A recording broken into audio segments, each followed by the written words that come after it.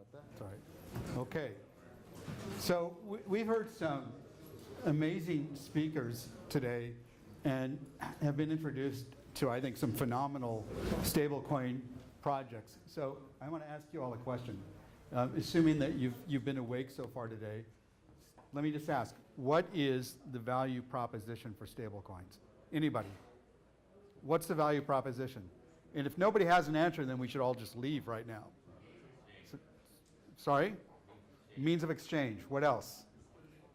Liquidity. What else? Mass adoption. I'm sorry? Cross-border payments. Okay, so substitute to bank account. Investment. A lot of things. So when we started the Stablecoin Foundation, we saw a lot of value propositions in stablecoins. We thought that stablecoins were going to be an amazing movement forward of the entire crypto market.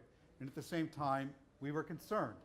We were concerned that some of the problems that we've seen to date in the crypto world, some of the sloppiness, some of the borderline fraud, some of the inexperience, all of the things that have created challenges for crypto could happen again here, which would be a huge shame given how important we think stablecoins are going to be for the entire crypto ecosystem going forward. And so why am I talking about the role of investors? Well, I don't want to speak just to investors, but I think that we've reached an interesting point in the evolution of blockchain and crypto, and one in which investors in particular can play a significant, important role in where we go with stablecoins. So let me just ask one more question, specifically to some of the people in the room that might be investors. Why would you invest in stablecoins? I mean, are they intended to go up in value the way other crypto in theory is supposed to? No. Okay, then why invest in stablecoins? If the coin. Why buy the coin? Well, I think part of it is that if you look at any mature capital markets system, any mature economic system, we have a variety of financial instruments that people can deploy and utilize as part of how they invest. There are those investments that are intended to go up in value, where you're taking a position or a view hoping that you're going to make a lot of money.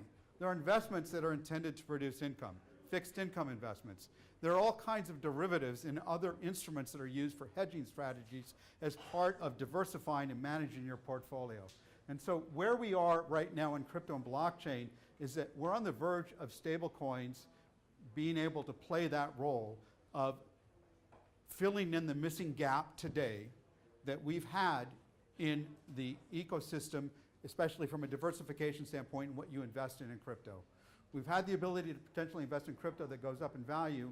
Now we have the ability to also add to that portfolio crypto that is a diversification tool, that is a hedging tool, that becomes a liquidity tool, that becomes a means of exchange, becomes the ability to go in and out of fiat currency, and becomes truly a form of payment that maybe satisfies some of the challenges that Bitcoin has had to date. So it's a lot of amazing, amazing things that we in theory can do with stablecoins. And so in order to make it go in the right direction, one of the things that we think is important, or for investors in particular, to put pressure on and not let up on all of these wonderful, brilliant people that are building stablecoin projects. In other words, investors, you have a role to make sure that this piece of the market gets off the ground the right way. So there's certain things, a bill of rights, so to speak, for investors that we want to encourage investors in particular to push and to help as we push forward the Stablecoin Foundation and as we push forward this market. So one is, you have a right to demand transparency. Transparency in a way that hasn't existed in a lot of the crypto space. Transparency becomes trust in the stablecoin universe. Without the transparency, we're going to have a lot of stablecoin projects that are going to potentially go nowhere because people aren't going to understand them or trust them or know anything more about them than they do a lot of other crypto out there. And so you immediately, without that transparency, start to lose the purpose of stablecoins. Second, standards, code of conduct.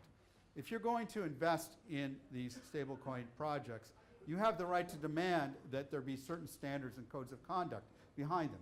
And so in no particular order, one, auditing.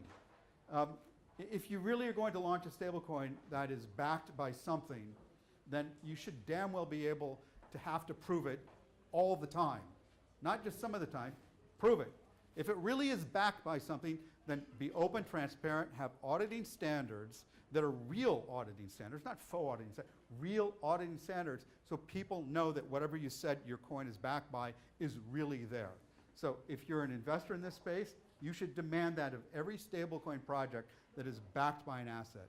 On the other hand, if your stablecoin is linked to an asset, that's fine. Either the market will decide it works or it doesn't, but be able to explain that. It is not acceptable from an investor standpoint, at least I don't think it is, that stablecoin project can't explain the difference between being linked to an asset and actually being backed by an asset. So those types of fundamentals are something investors should push, demand, and insist on. Monetary policy. Stablecoins have, we've heard today, there are all different types of stablecoins, all different ways that people are trying to achieve these objectives of stablecoin. But regardless of what you're doing, there should be a clear, understandable monetary policy that can be articulated and that people can see. And I don't mean the debate about is this decentralized, you know, do we get to vote because we hold tokens? No, I'm talking about if you want these coins to really serve a function different than crypto today and start to be able to do all the things like create the ability to exchange, to go in and out, to have stability, then there has to be a monetary policy that's backed by something other than a bunch of 22-year-olds that understand tech. So that means people that have economic degrees, people that have worked in central banks, that understand how fiat currencies operate. And so have a monetary policy, make it transparent, make it published, and have clear articulated rules and procedures and policies as to if and when that monetary policy gets changed. So as an investor, again, for those of you on the investor side, these are things that you should insist on in order to make this work. Next, if you're going to have a stablecoin that is backed by some type of algorithmic model, that's fine too. But again, you need to be able to articulate. If you cannot explain to people how that algorithm is going to work, then you've got a problem in getting the long-term trust and faith that people need for the stablecoin project to catch on. So investors, force stablecoin projects to provide that type of clarity as well. Next, I think it's great that we have a lot of stablecoin projects. I love the fact that people are experimenting and going in a lot of different directions. This is so cool. It's unbelievably cool. But we don't know how many of them are going to win, and I hope a lot of them do. It doesn't matter. The point is that we're talking about an ecosystem where there's got to be interoperability. And so if you're an investor, once again, and you're looking at stablecoins playing a role of liquidity, of allowing you to exchange, to get in and out of different currencies, whether it be fiat or different cryptos, and you want to use it for diversification and for hedging, then you should also demand and insist that all stablecoin projects are being designed and built in a way to account for long-term interoperability so that they can really start to function the way they're supposed to in an economic system, which means that people can use them when they walk into Starbucks to buy coffee, they can use them to create a short, some other type of derivative transaction, whatever it is, you need to be able to go into different currencies, different stablecoins, and so investors, you have the right to force stablecoin projects to open up on those bases as well. Next, I think that as part of what needs to happen is that investors need to understand that when they're investing in stablecoins, they're investing for all of these reasons I just talked about, not just to make a quick buck, which is what has driven a lot of the early problematic stages in the crypto market. So if we want stablecoins and we believe in the proposition of stablecoins being there and helping us and being part of the marketplace, then investors, you also have to be willing to look at them from that different perspective. Not just from the return you're going to make, but as part of that diversified portfolio, as part of that ecosystem, as part of how we're going to push the entire crypto market forward. And then lastly, I would say investors in particular, you have an important education role. Because I think, again, that stablecoins are going to play a huge, tremendously important role in the entire crypto ecosystem, which means that is important and critical for investors. And so investors, you need to play a role in educating. You need to educate the market in general why we need stablecoins, what they're here for, what they're going to do. You need to help educate regulators as to why we have to have stablecoins, how they can't come in and shut them down, how they're different than fiat currencies, the role they're playing. And so there are a lot of things that everybody, but in particular the investors here in the room, can do to help move this market forward. And I think with the help of investors coming on board to like the Stablecoin Foundation and working with us, we're going to take this market and we're going to push it forward in amazing, amazing ways. Thank you. That was a great presentation. You have a question? Okay, there you go. So I'm an investor, and great presentation, thank you. I've been pitched on lots of stablecoins, and especially as a venture capital investor, how do I get my head around taking the venture capital type tech risk of a project that won't launch for 9 months from now, that is then going to be tied to silver or diamonds or something like that, that will go up and be tied in value to the actual underlying commodity of it. And I get it from a strategic perspective. You're saying that we need to invest in these in order to create the industry that backstops the rest of our investments. So if you look at it on a portfolio or a synergistic perspective, there's a potentially a dollars and cents return there that makes sense. But the early stage tech risk juxtaposed against the natural stability of these, I'm just trying to understand what your thought process is on the investment rationale. I think it's a great question. I think there are actually two elements to it, because part of it is you could say that you could make the same statement for any type of crypto investment, but what is it that's different about the stablecoin part in particular that underlies the question? And I think what I'd come back to on is that the challenge to me in what you asked is that means that the value proposition that's being pitched to you isn't there. In other words, and I do not want to pick on any stablecoin project.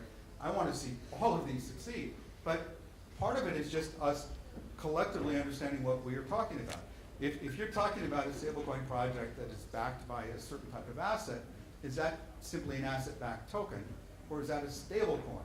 I mean, assuming that there is a difference, by the way. But so part of it is that we collectively need to really figure out what the primary roles are of stablecoins. What is it that we really have to have them do versus what are nice things that people are doing with crypto, but maybe it's a little bit outside of stablecoins.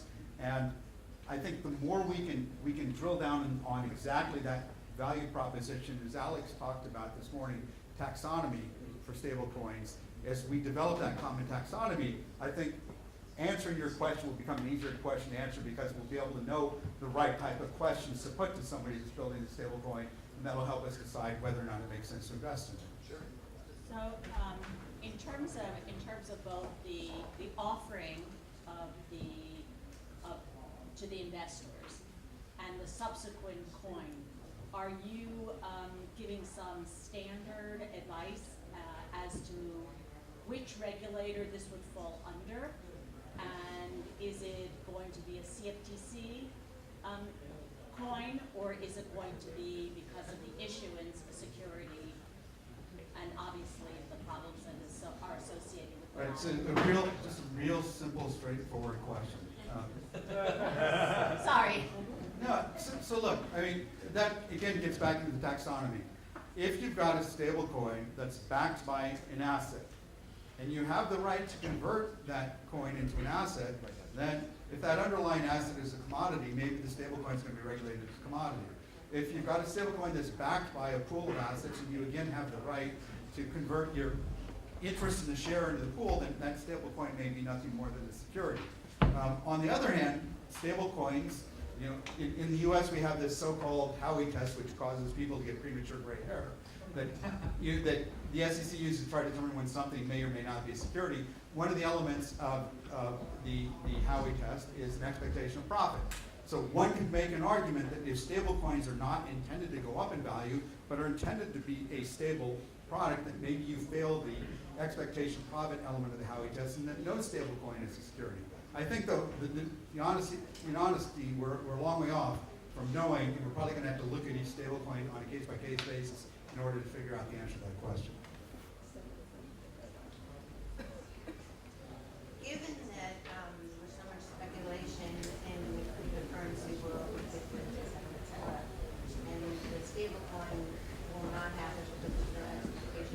Talk in a microphone, people count. There's no expectation of profit. Why in your estimation would it have a wide appeal? Well, I think that's exactly part of the question, the value proposition. If you're looking at crypto as simply being a way to make a return, then I would say probably many of the stable coins don't have that type of appeal. Now, there are some coins out there that are intended to gradually increase in price. We have somebody from on a panel later today, Oniero, that has what I would call a modified version of a stablecoin that does have a potential upside as well. But you're right.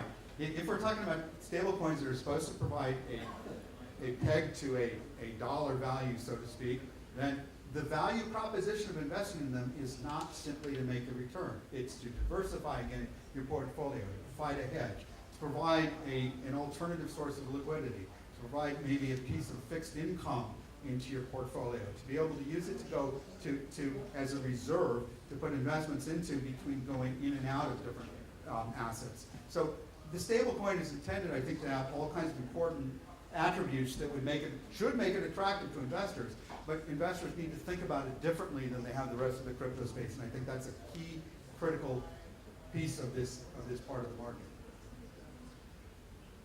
Thank you so much. This was a great introduction.